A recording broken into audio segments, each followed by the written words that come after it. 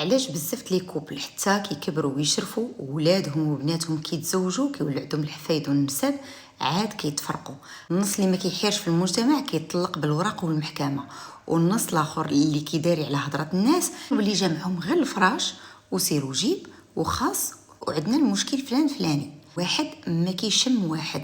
اول حاجه احفظ عندك هذا الفيديو، اكيد غادي تكون محتاج ليه او يحتاج ليه شي واحد قريب. للاسف حنا ما وروناش كيفاش نفرقوا ما بين لا في دو كوبل الحياه الزوجيه وما بين الحياه الاسريه، كنديروا فيهم واحد الخلط. المراه عندنا تربات على انها ملي كدير ولادها صافي حياتها خاصها تفنيها في الولاد، كتولي اهم حاجه عندها هي الدراري، والراجل ما كيبقاش يلقى بلاصتو في الدار. اذا شنو كيدير؟ كيهرب في الخدمه وفي الصحاب وفي القهاوي، وهكا كتبدا الفجوه كتكبر في لو كوبل.